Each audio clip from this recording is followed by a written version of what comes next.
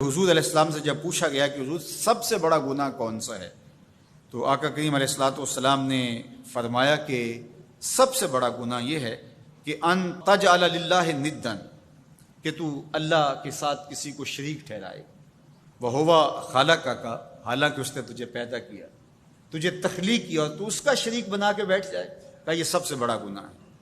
تو راوی نے عرض کی قلت ثم ایو، حضور پھر اس کے بعد؟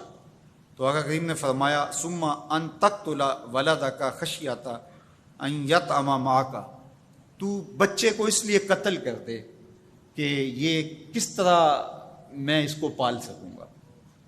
بچے کو ضائع کر دینا، اس کو قتل کر دینا۔ اللہ فرماتا ہے نحن نرزقکم وایاہم، ہم تمہیں بھی رزق دیتے ہیں، ان کو بھی دیں گے۔ تیسری بات حضور نے فرمایا ان تزانی بحلیلۃ جارک، آپ ہمسائے کی بیوی کے ساتھ بدکاری کریں، تو یہ بڑے گناہوں میں سے۔ ہمسایہ ماں جائے کی طرح ہوتا ہے، اس کی دیوار سانجھی ہوتی ہے، اس کی عزت سانجھی ہوتی ہے، اور اگر کوئی شخص طاق میں رہے اور ہمسایوں کے گھر گھس کے ان کی آبرو ریزی کر دے، تو یہ تین بڑے گناہ جو ہیں ان میں سے ایک بڑا گناہ اللہ کے محبوب علیہ السلام نے ارشاد فرمایا۔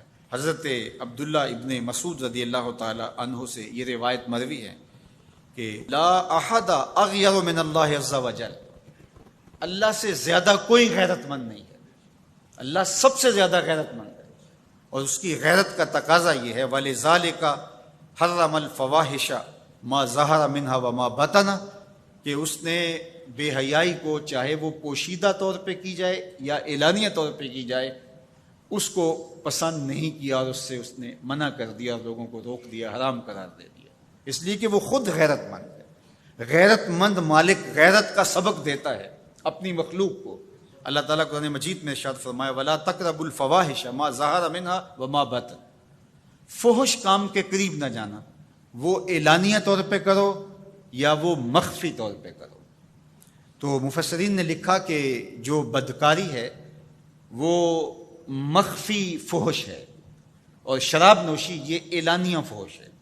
شراب نوش جو ہے وہ چھپ نہیں سکتا، بدکار بعض اوقات ایک مدت کے لیے چھپ جاتا ہے، لیکن یہ بات ذہن میں رکھیے کہ جو بدکار ہے وہ دنیا کے اوپر رسوا ضرور ہوتا ہے، اس کے چہرے کا نور چھین لیا جاتا ہے، اور اس کے اوپر مصیبتیں مسلط کر دی جاتی ہیں، اور اللہ کے قہر و غضب کا شکار ہوتا ہے، اس کی دعائیں قبول نہیں ہوتی، نیک لوگوں کی دعاؤں سے اس کا حصہ نکال لیا جاتا ہے، لیکن بہرحال ایک مدت کے لیے چھپ جاتا ہے۔ لیکن شرابی اپنے جرم کو نہیں چھپا پاتا، تو کہا کہ جو مخفی جرم ہے وہ بدکاری ہے، اور جو ارشاد فرمایا قرآن نے کہ جو ظاہر جرم ہے، اس سے مراد جو ہے وہ الخمر ہے، شراب ہے، اور ہر نشہ دینے والی چیز سے حرام کی حرمت آئی۔ کل مسکر خمر وکل خمر حرام، فرمایا ہر نشہ آور چیز شراب ہے، اور ہر شراب حرام قرار دے دی گئی ہے۔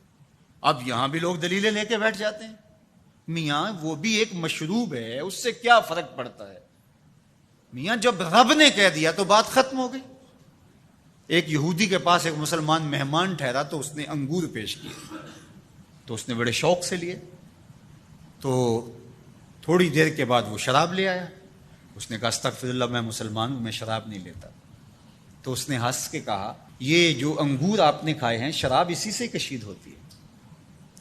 تو اس مسلمان نے کہا کہ آپ کی اہلیہ کدھر ہے؟ تو وہ اپنی اہلیہ کو بلا لایا، تو کہا آپ کی کوئی اولاد بھی ہے؟ کہا ہاں میری بیٹی ہے، اس کو بھی بلا لاؤ۔ تو اس کو بھی بلا لایا۔ جب دونوں آ کھڑی ہوئی تو کہا کہ یہ حلال ہے تیرے لیے، اور یہ بیٹی اسی کی ہے، اور یہ حلال نہیں ہے۔ تو جب اس یہودی نے یہ بات سنی فقال اشہد ان لا الہ الا اللہ وحدہ لا شریک لہ واشہد ان محمدا عبدہ ورسولہ، کہا اتنی خوبصورت دلیل، اتنی خوبصورت دلیل۔ کہا انگور سے شراب نکلی ہے تو شراب حرام کیوں، انگور حلال کیوں؟ تو کہا مجھے یہ بتاؤ کہ تمہاری بیوی تمہارے لیے حلال ہے، تمہاری بیٹی تمہارے لیے حرام کیوں؟ کہا بات سمجھ میں آ گئی۔ تو میرے رب نے، بعض کا تو اس کی حکمتیں ہمارے علم میں نہیں ہوتی، اور حکمت نہ جاننے کی وجہ سے ہم کہتے ہیں کہ یار یہ بات سمجھ میں نہیں آتی۔ یہی تو ہمیں بتایا گیا کہ کہ جو سمجھ میں آئے اس کو بھی ماننا ہے، جو نہیں سمجھ میں آئے اس کو بھی ماننا ہے۔ ہم جنت کو مانتے ہیں نا، دیکھا ہے، یار رب کو مانتے ہیں، دیکھا ہے، وہ سمجھ میں آتا ہے، تو دل میں تو آتا ہے، سمجھ میں نہیں آتا۔ میں جان گیا بس تیری پہچان یہی ہے۔ ہم تو سب سے بڑی حقیقت کو بغیر دیکھے مانتے ہیں، بغیر سمجھے مانتے ہیں۔ ادراک فہم کی حدود سے ورا